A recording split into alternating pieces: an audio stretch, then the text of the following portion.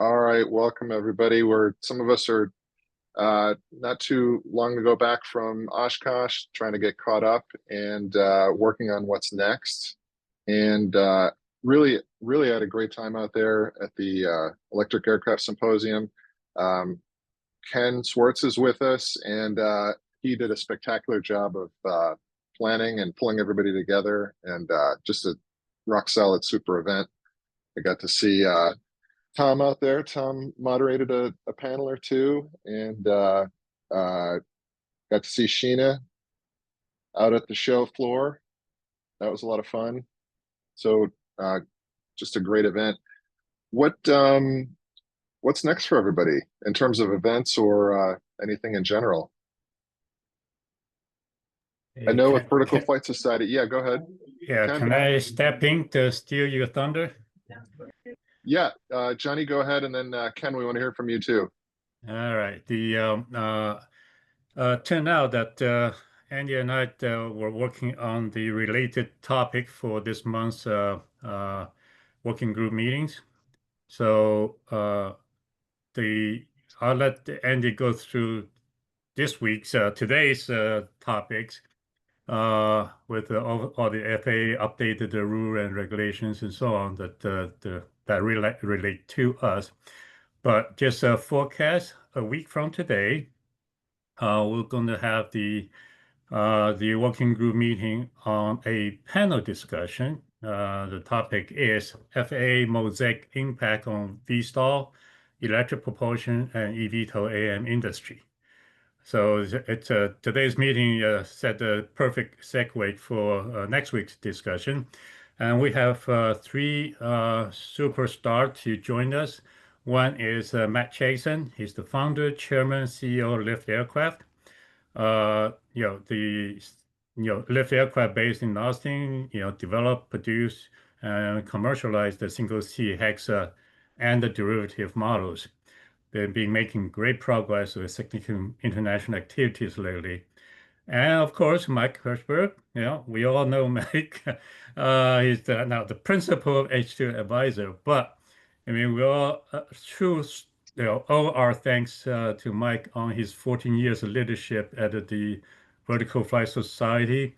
I would say the eVTOL AM industry would not be the way it is without Mike's leadership there. And of course, we will have Al Lawless. Many of you know him. Uh, yeah, Mike is he's a Aurora flight science subject matter expert and also Boeing flight test technical fellow. We all know how few fellow exist in Boeing. So when you see that title, you know the credential he carries with him. And more importantly, he's also the eVTOL Flight Test Council chair.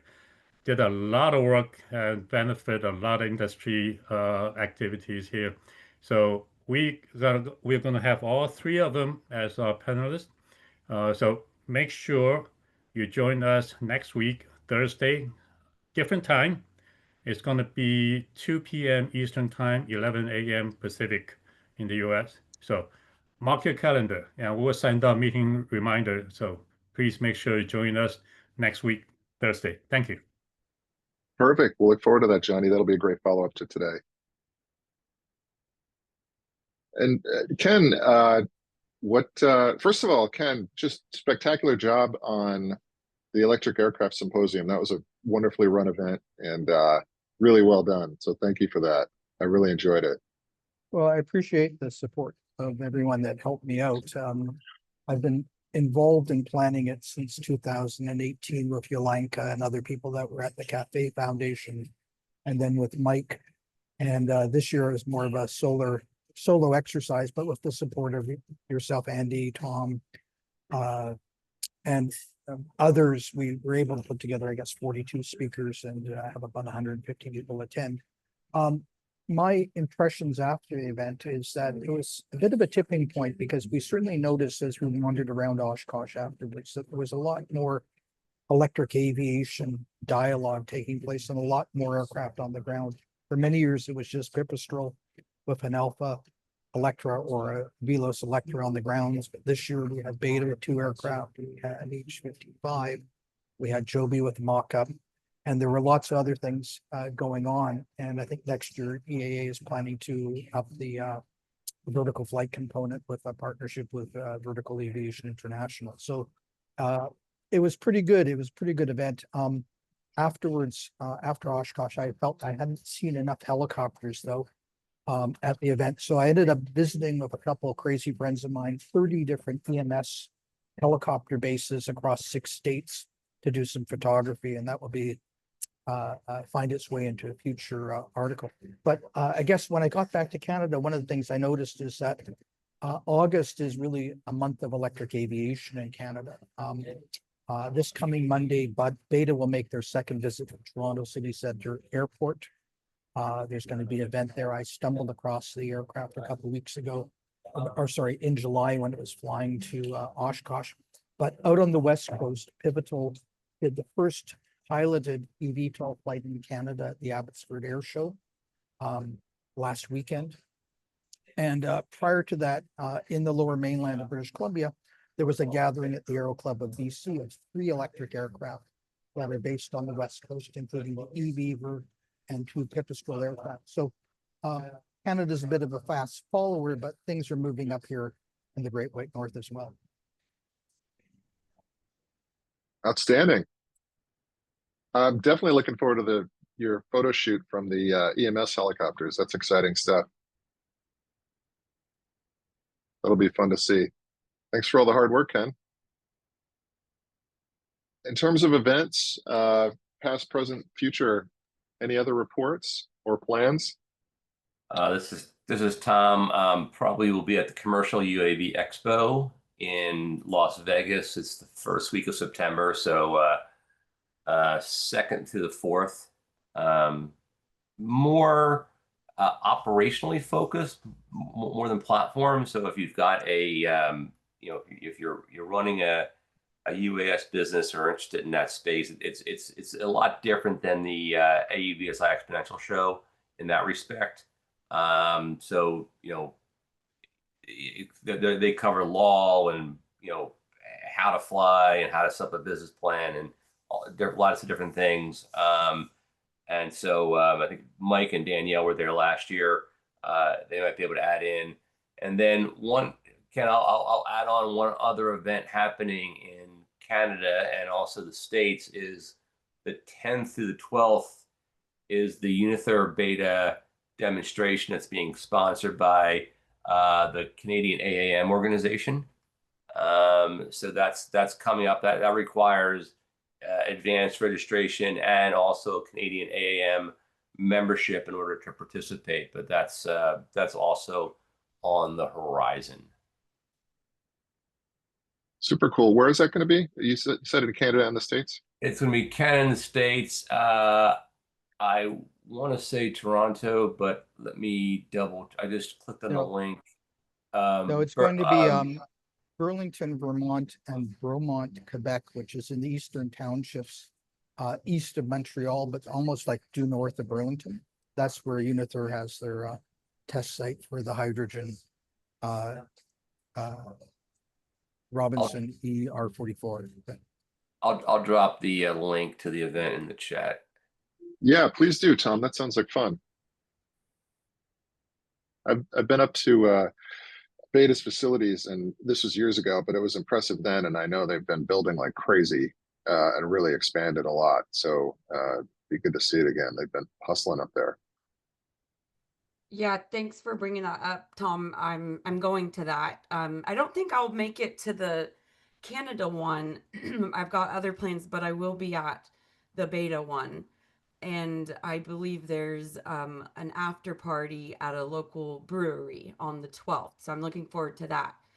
I encourage you I would reach out to JR directly if you connected with him. That's how I got mine approved. And then perfect segue. Tom, were you done? Yep. Okay, perfect segue. Speaking of Canada and hydrogen, on Monday, we're doing our monthly webinar, High Sky Monthly, and we have Edmonton Airport. I'll stick a link in the chat.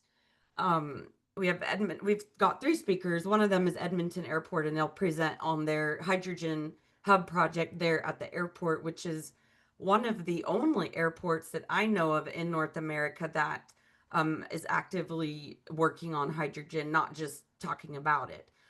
So that's Monday, and then on August 26th, High Sky's launching our hydrogen aircraft certification course.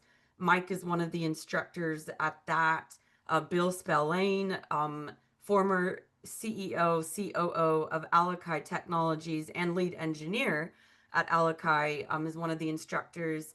Dr. Eva Malavetti, who's the head of sustainable aviation and aerospace at Embry-Riddle, and she's got a couple of books on sustainable aviation, an instructor, and then Dr. Saeem Zafar, EASA certified instructor. So a really great group of people.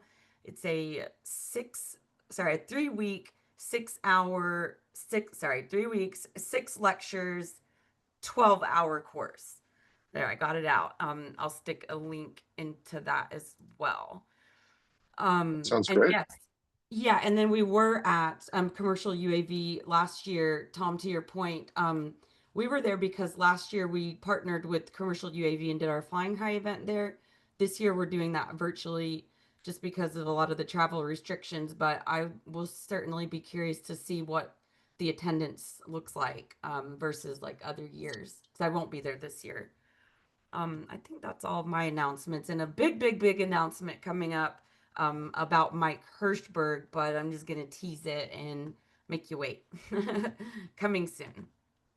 All right, we'll look forward to that. Thank you so much, Danielle. Yeah, thanks.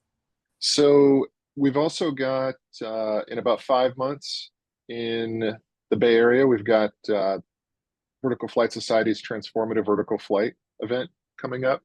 Ken, is that one that you're organizing, or how is that going to work? I don't know if you're still with us, Ken. Yeah, hi.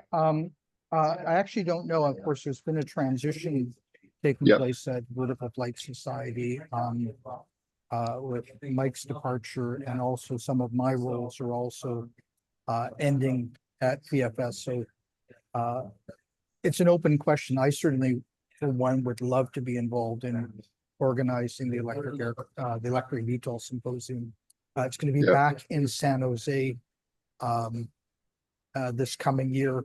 A little bit of a downsize from the Santa Clara event, but at a familiar venue, the DoubleTree out by the airport there. And of course, the Silicon Valley is a real center of activity, and the industry has really grown in parallel at a much faster rate. So it remains to be seen, but certainly would be very timely to have it in that area as each of these major OEMs makes significant steps forward. But in terms of the organization and how it's going to be done, I haven't heard from Angelo or VFS in terms of what they plan to do. I certainly would be interested in being involved. It's always a great one. I'm looking forward to it. Likewise, so hopefully I won't fall at the that hotel. That was not your fault. That was not your fault. You just Ken, thank you for sharing about that. You just made me remember something. I found this yesterday while just browsing around the internet, and it's this thing called the eVTOL show. Have you guys heard of this, or do you know who's behind it? They've got, I don't know if it's real. It's in Palo Alto. I just stuck the link in, but they've got Archer, Pivotal, Whisk, Joby, John, tons of people that we know. I've never heard of it. I'm just wondering if anybody knows who's behind this, and maybe there's opportunity to collaborate with them. I have no idea who's putting this together, but they seem to have a good group, but I also don't know if it's real. So anyway, stuck the link in there. My experience is that there's been so many, additional shows come on the scene. I think what distinguishes, of course, the VFS events from some of these is that in some cases they're just a cash grab. They're an organization that puts on multiple events, and they just added a eVTOL or AM event to the roster. But the proceeds from the event don't get channeled back into the industry. And I think that's probably the distinction of VFS, that the event itself supports an organization that's been a catalyst for making the industry evolve, and I sort of use that as a bit of a criteria when I look at events in terms of, who's benefiting from my spend and are they there as a long-term partner, or are they simply someone on the sidelines trying to cash in? You just said exactly why I'm not going to the Vegas event. No offense to those people, they're a great group of people, but it's an events organization. And we did another event with UAS Summit in North Dakota, and they are just drones. And the difference was everything when you're working with people that really, really care about the industry and that's all they do versus an event. So enough said.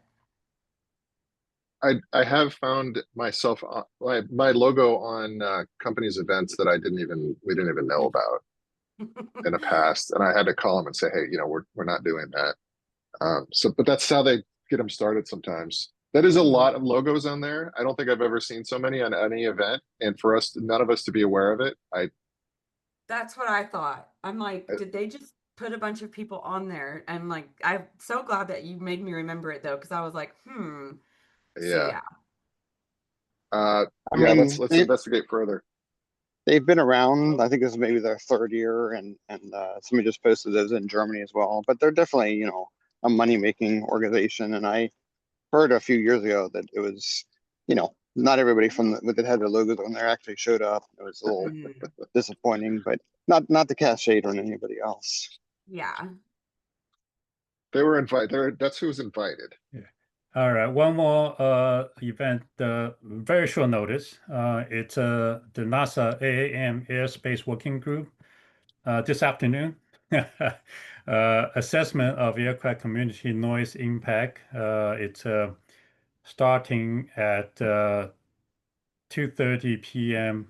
Eastern time. So if anybody interested about the noise impact on the community, that could be interesting. So I'll try to put a link in the chat. Perfect. And it's a good point that they actually just did this past week, the AAM Ecosystem Working Group Part 108 update as well. That was an excellent overview. And that should be up on YouTube. While this is going on, I'll try to find it on YouTube and post a link. And then speaking of UAS, I also posted a link to the sam.gov notification for the UAS Industry Day they're having down in Huntsville in late September. So if anybody's interested in finding out what the Army's doing in UAS, that would be the week of 16 to 18 September. Outstanding. That's perfect. I'll talk a little bit about 108, but I just have a couple slides, and I definitely want to know more because there's a lot going on there, and it's going to enable a lot. Hey, can everyone see my screen? Can anyone see my screen? Yes. Yeah, we do. You can see it. All right, perfect. I'll get going because we're 20 minutes after the hour, and there's just so much going on in terms of regulations, both released, proposed, guidance, and so forth, that I wanted to put together just an overview and get us going on a little discussion about what's going on. Feel free to jump in at any point when I'm kind of walking through these things, and I want to hear your thoughts, opinions, corrections, etc. First of all, I want everybody to know that there are 3 discussion groups going on within Vertical Flight Society. Johnny mentioned he's going to be meeting next week, and it'll be a great follow-on to what we're doing today. And then Al Wallace, who will be on Johnny's panel next week, also has a great forum for flight testing that I think would be very valuable for anybody that's working on testing new designs and so forth. So I just wanted you to have that contact information in case you want to get in touch with him. These are, for anybody that hasn't been here, these are some of the previous speakers. And I'm the speaker today. So just to introduce myself, I do business development consulting for aviation startups. And I've previously with Bombardier and also as an independent aircraft broker. And then I've been helping for the past 4 years or so, helping startups in eVTOL and AAM space to work on their go-to-market plans, which has been a lot of fun.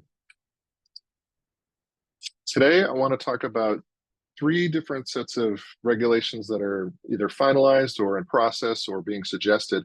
And let's start with Part 108 regulations, which talk about uncrewed aerial vehicles beyond visual line of sight operations. And then also we'll talk about some of the guidance that the FAA has been putting out about powered lift operations. And then fortunately, MOSAIC for light sport aircraft and sport pilots has been finalized, and we'll talk about what that can mean. So under part 108, this is not released, but it's what the FAA is doing is they've issued their notice of proposed rulemaking. So this is what they're thinking about doing, and it's available for public comment. It applies to uncrewed aerial vehicles, so drones, and it includes some new capabilities with regard to beyond visual line of sight operations, which for drones will really open things up in terms of what they're able to do. So we'll talk about certification, separation, and operations that the FAA is suggesting be included in this next set of regulations.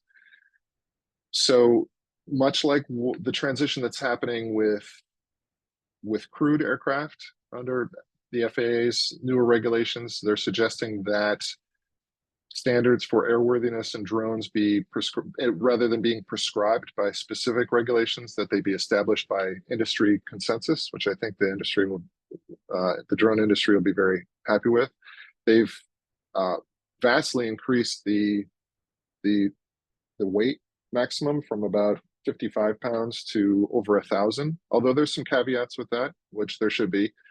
Drones would need to have onboard lighting and broadcast remote ID, and then manufacturers, as they should be, would be responsible for developing and publishing operational limitations for each aircraft model.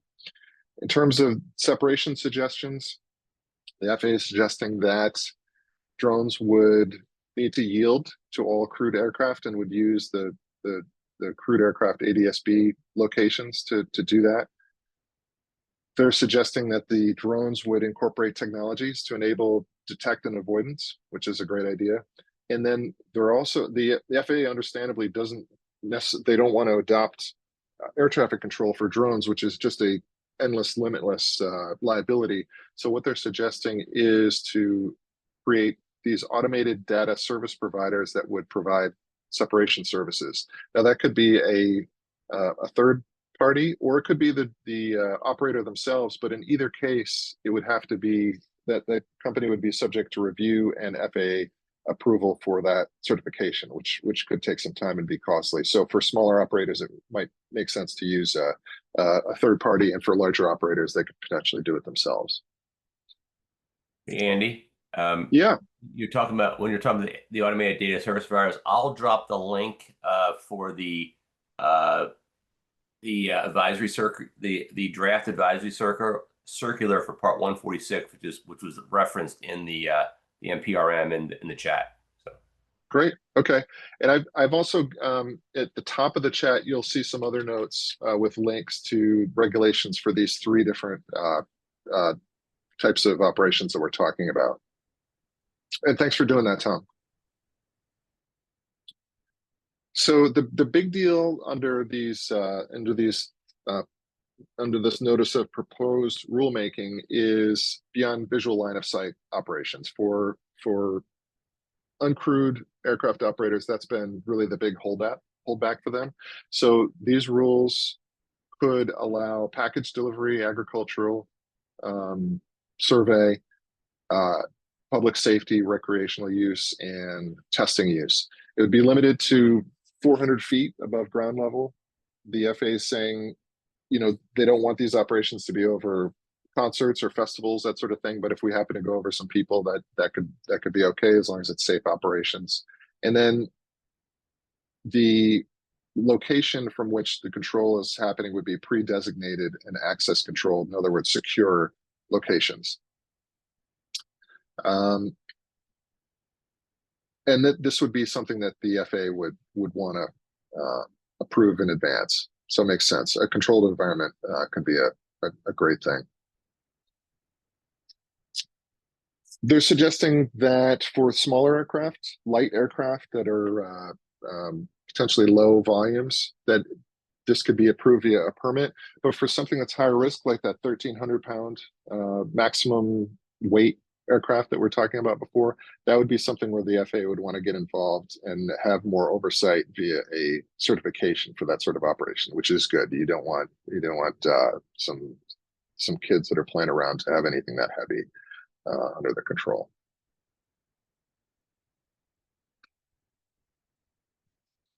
The FAA has some reporting requirements, which is a great idea, really just around security breaches, any accidents, or any unplanned events and so forth. And they just want to know what kind of volume of operations is happening. So these all seem like good suggestions. Okay, so let's move on to powered lift operations. So larger aircraft that are crewed. The FAA defines these as heavier than air that are using engine-driven lift devices to potentially be able to take off and land, and have wings for operations during normal horizontal cruise. There's a couple types of pieces of guidance that the FAA has been able to release. In October of last year, they had an SFAR, and that covered pilot training and operations. And then last month, they put out an advisory circular to give some certification guidance. So in terms of the pilot training and certification, it basically creates a new category of aircraft that would go along with airplane and rotorcraft. And that would be something where, you know, just like a lot of us have a fixed wing or rotary license, we could add a powered lift category license as well. The other very convenient thing is that the FAA is amenable to allowing a single control aircraft. So whereas before, it, you know, we kind of had sort of had to have a Cessna trainer kind of set up, where, you know, like many aircraft, there's two controls. In this situation, they're able to allow a single control aircraft, as long as there's an easy way for a pilot instructor to change places if needed. And then, as was the case before, this really isn't new, but they've just accentuated that for aircraft that are heavier than 12.5, a type rating is still required for each different aircraft type.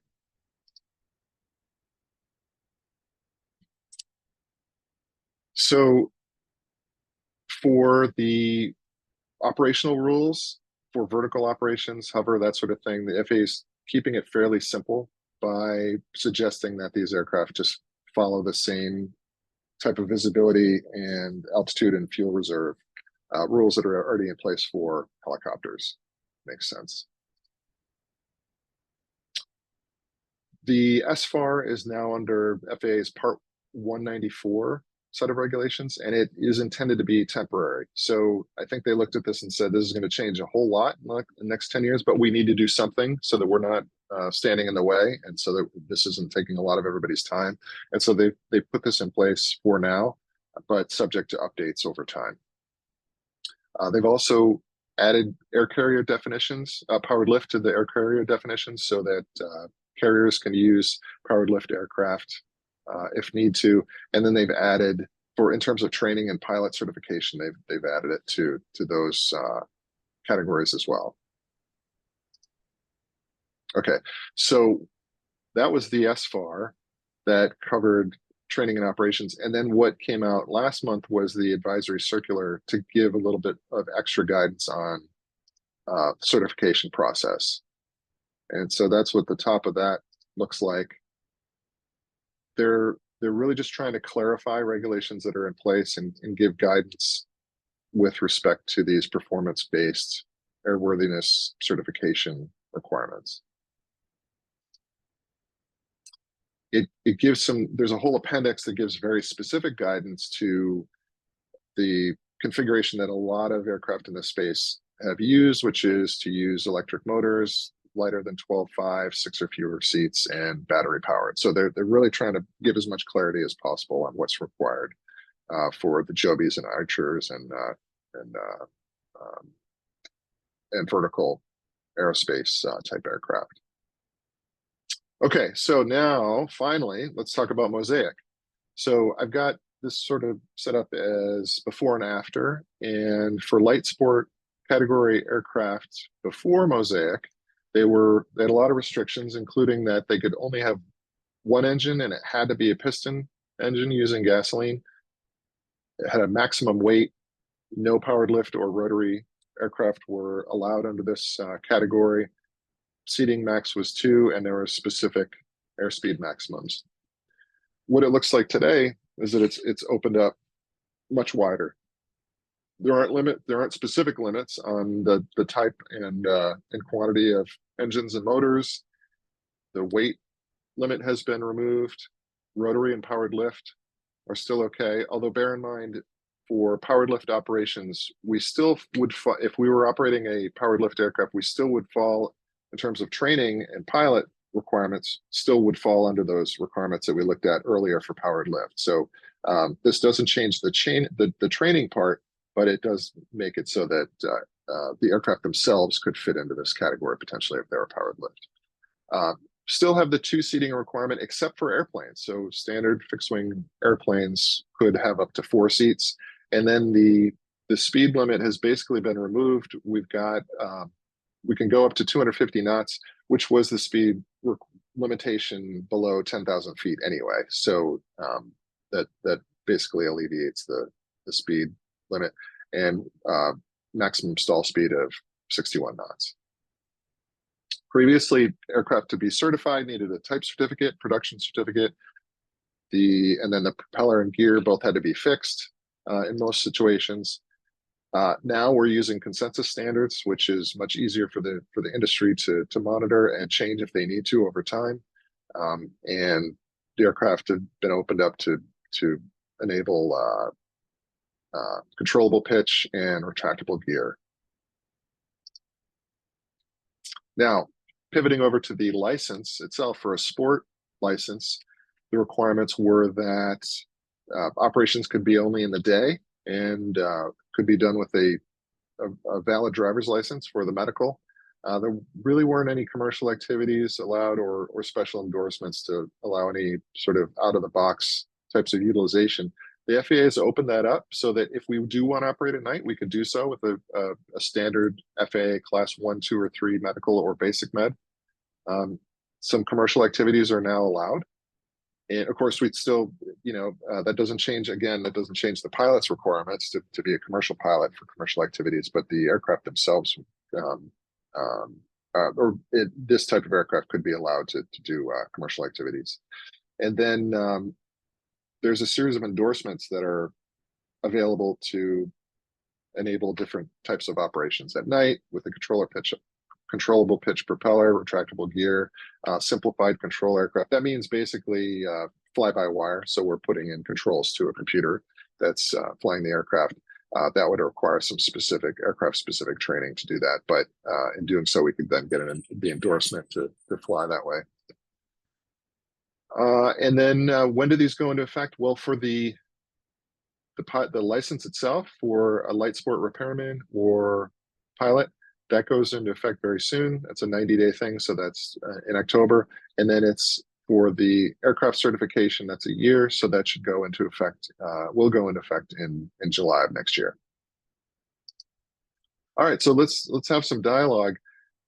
I'm interested in talking about, did we get it right? Are we missing a few things? And I think overall, this is a fantastic set of rules that's really going to expedite things, particularly what's happening with MOSAIC.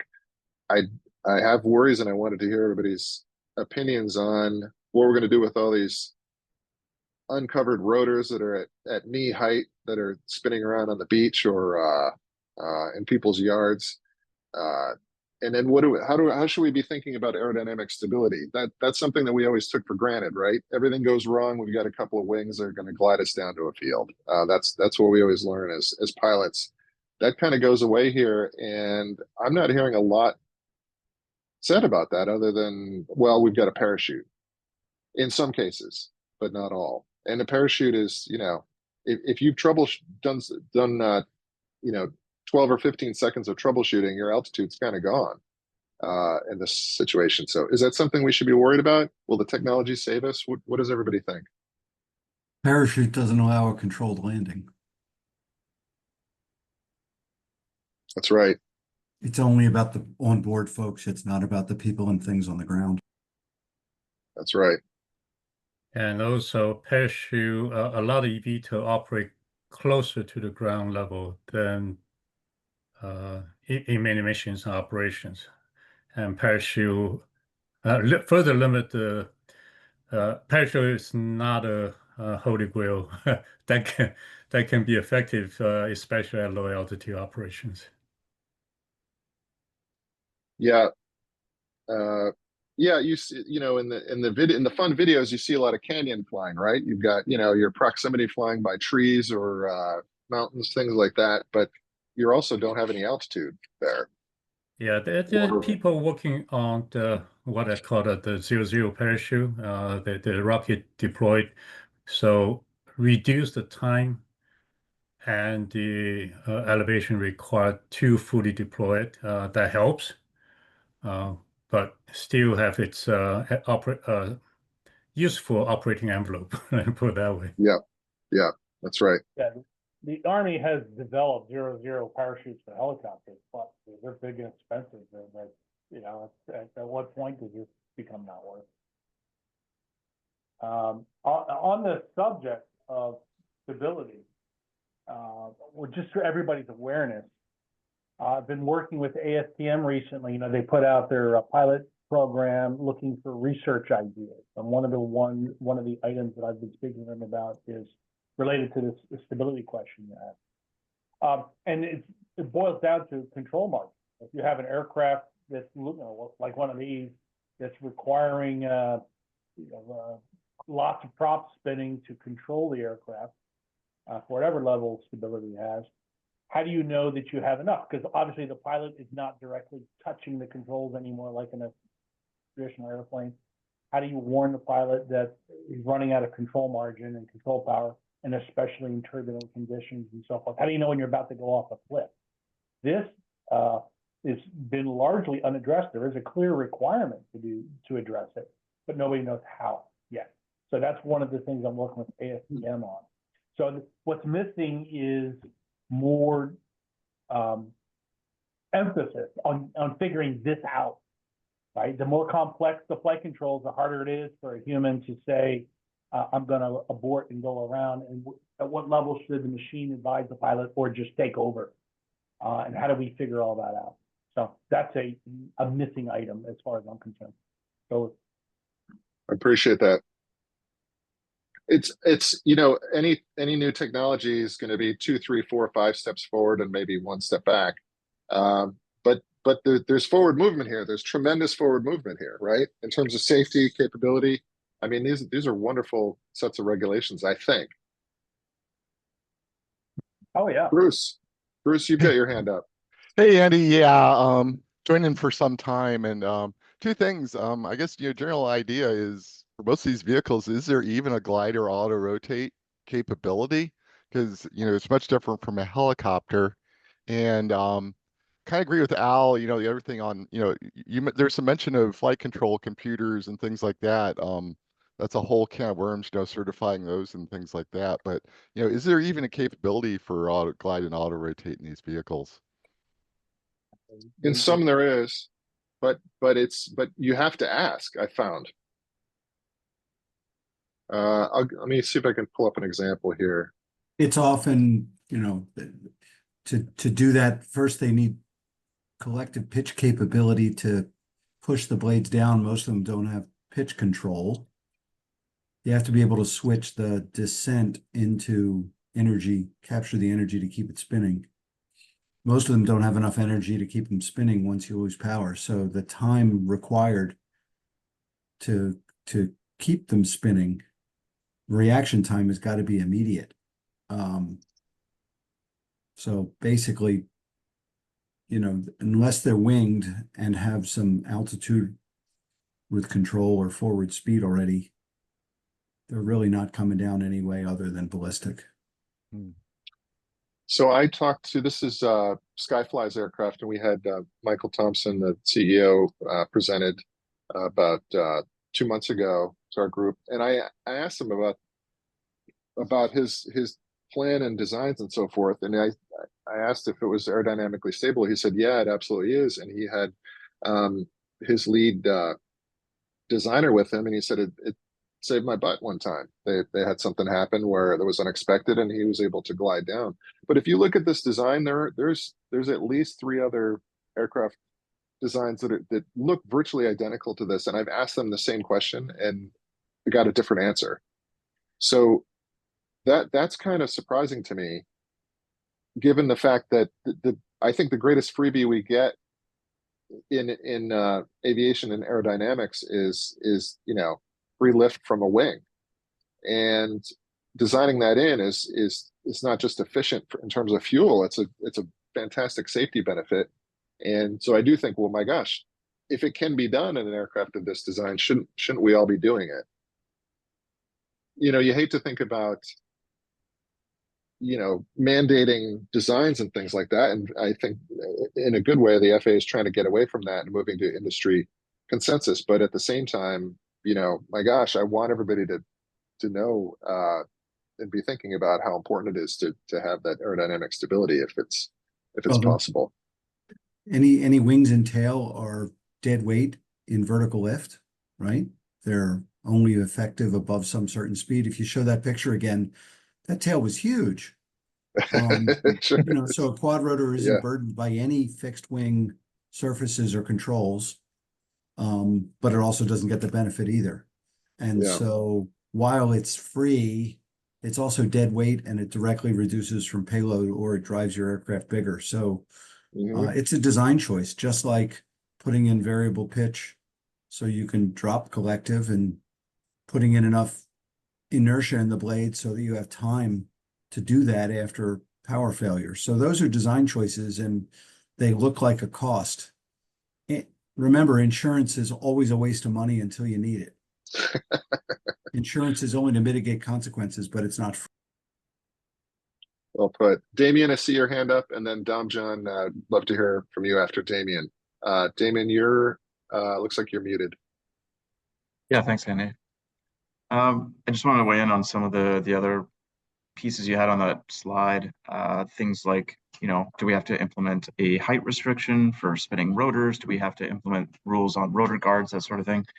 I mean, a lot of that is design dependent, but I think a lot of these new considerations may just come down to operations and not necessarily, specifically putting controls on the design of the aircraft. So one of the benefits of eVTOL is you don't have to sit there on the ground spinning rotors, right? In fact, you don't want to. You want to save battery. So operationally, that's where the regulators could come in and say, okay, if you're operating an eVTOL with rotors below X height, you may not start those until X and X time, right? Where you have all passengers loaded, you're within, like, let's say 1 minute of takeoff, etc. They may have different checks for checking surroundings, people coming even close within, who knows, X distance, meters or feet, whatever system you like, and, check that distance. And if someone enters that, you abort immediately. You can't even start to spin your rotors, let alone take off. And I think, I like it. A lot of other things will come down to, regulations on operations like that. And I think you were right in one of your other comments that, if you talk to some of these new eVTOL companies, their answers are either going to vary wildly, or they're like, we didn't think about that, and that's going to take a lot of experts that have been in the fields to, talk to these folks and say, hey, by the way, have you thought about this and that? But I think, it's going to take a lot of operations control from the regulators to take a look at how different designs affect operations, especially when you're in places like, someone said landing on the beach, and you're sitting there beside 300 people and a bunch of sand and everything else. And what does that look like? But I also think because of the new technologies, because of things like electric motors and wanting to save battery and all that other thing, that's actually going to drive different capabilities for operations that we don't have now, because it was never a thing before. You could never just start up your rotors and take off within 5 seconds. Like, that just obviously is unheard of in a helicopter, but is now completely viable. Yep. Yeah, great points. Thanks, Damien. Damjan. Yeah. How are you, buddy? I think that fixed wing and aerodynamic stability makes sense for efficiency and also being able to glide. This new cheaper drones, they don't have rotors, they have fixed pitch propellers. Now, with this, it's not able, like he mentioned, to glide like helicopter does and recover energy. But here is a problem. We want to take off quickly and transition quickly, not to be in this unstable phase for long and not to waste battery. And preferably we will transition at lower altitude. But I think mostly it will go wrong in transitions and takeoffs and landings. And there's not enough altitude to really be able to start gliding. So it's not automatically safe. There are other problems, not only failing in horizontal flight mode, right? That's my take. Yep, that makes sense. That all makes sense. Ben, love to hear from you. Yeah, no, just quickly, you wonder what the legal industry is going to do with this. I mean, all these different organizations, when I was at Cessna, we were being sued almost all the time.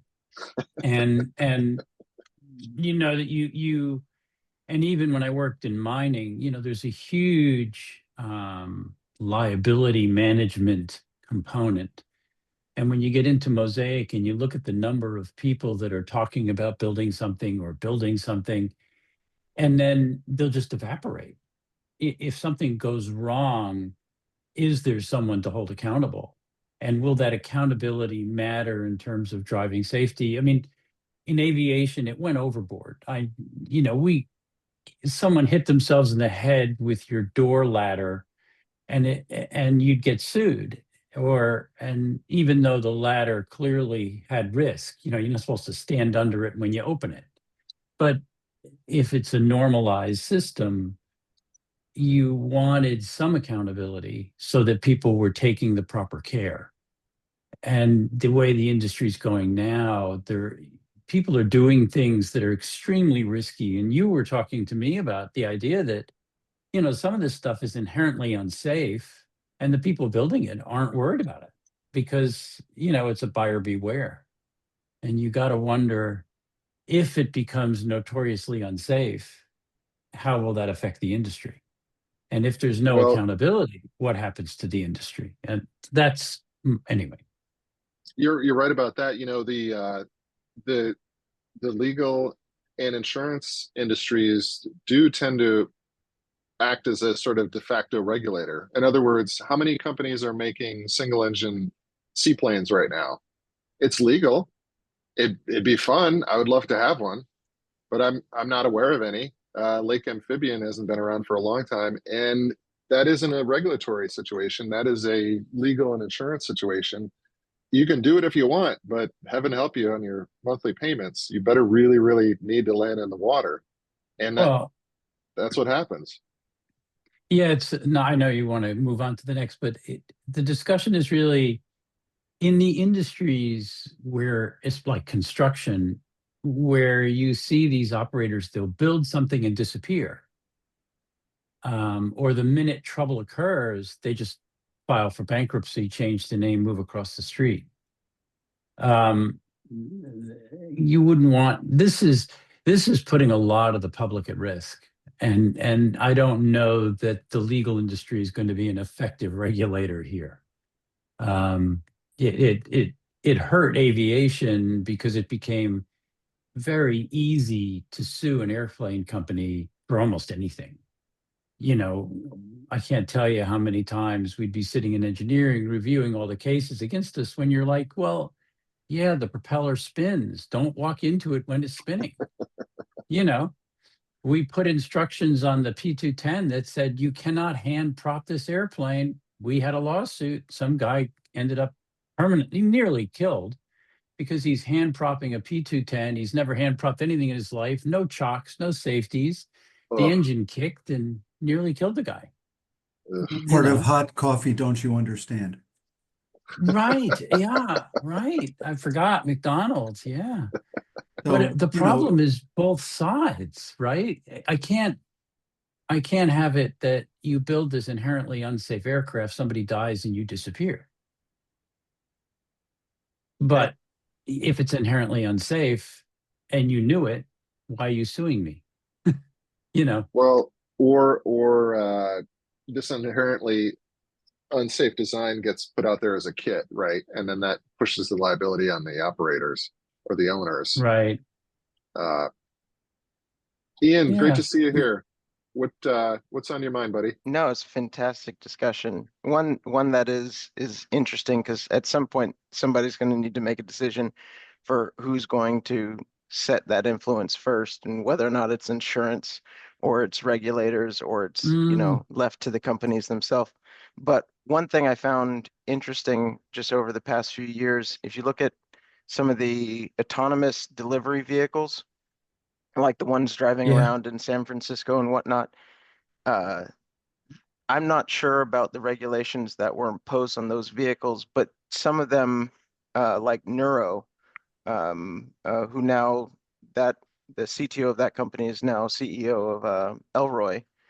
They had external airbags at head and shoulder level on the vehicle, so that if there was an unprompted collision with a passerby, it went out of its way to allocate some of its payload for protection against bystanders. And maybe potentially there's an opportunity with the increased allocation for maximum gross takeoff weight within part 108 109 that allows, or sorry, 108, my bad, that allows for some of that increased gross takeoff weight to be allocated to external factors. It does that. You're right about that autonomous vehicle. A friend of mine in the police department says, you pull over a car, you're not sure who to write the ticket to. Because the person in the car is saying, well, I'm not driving it.